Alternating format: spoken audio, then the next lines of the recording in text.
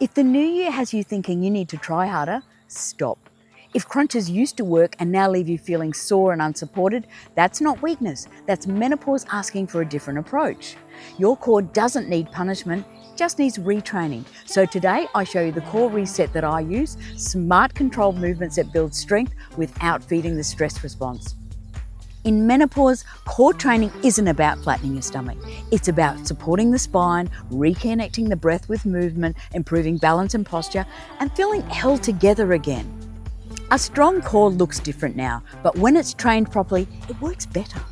We're aiming for capable, not Instagram playing champion. 3 rules before we start, and these matter more than the exercises themselves. No gripping, no breath holding, no arching lower back to chase range. If it feels aggressive, it's probably not the right move, yet. Move 1 is the alternating leg lowers.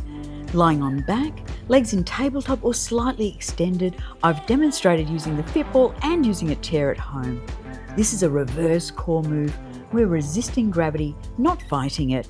Lowering 1 leg at a time and only go as low as you can without lower back lifting or arching. If you put your hands on your lower abdomen, you can actually feel the muscles turning on. And with the breath, inhale as the leg lowers, exhale as it returns. Lower back should feel heavy, the ribs soft, and slow and controlled movements. Slow, eccentric control retrains deep core stabilisers and reduces spinal load. And if your leg shakes, that's information, not failure. Move 2, forward rollouts. Kneeling, hips forward, and again I've demonstrated using the fit ball and using towels at home on the tiles. This one looks innocent, it's not. Rolling and sliding forward challenges the deep stabilisers that protect your spine without the compression. Move slowly, keep ribs down, stop before the back arches. Think long, not low.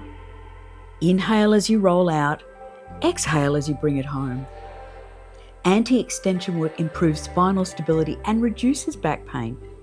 And this is where your abs politely remind you they exist.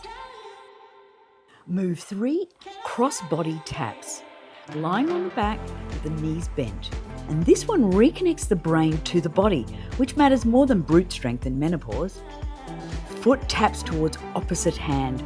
Slow, controlled, no rushing. Inhale as you reach and exhale as you return. Focus on coordination, control, and calm. Cross-body patterns improve neuromuscular coordination and core stability. And if your brain lags behind your limbs, welcome to rewiring. Move 4, leg to arm passes. You can use a cushion, foam roller. I've demonstrated using the fit ball today. Squeeze the ball between the thighs. Roll a towel as lumbar support if needed. This one looks simple, but it's very honest. We're passing the ball from legs to arms and back again without letting the back arch or grip. Start with the ball between thighs. Reach arms back only as far as you can control. Take the ball with the hands, bring it over the chest, return it to the thighs, and lower with control. Inhale as you reach, exhale as you pass and return. This is a taxing movement. I'd rather see 2 or 3 perfectly executed reps than chasing numbers. Controlled limb loading trains deep core integration and protects the spine. And if your abs start negotiating the terms, just know you're doing it right. Menopause core reset. 6 to 8 alternating leg lowers, 6 to 8 forward rollouts, 8 to 10 cross-body taps, and 2 to 3 leg to arm passes, slow and perfect. This isn't about burning out your core, it's about teaching it to work again.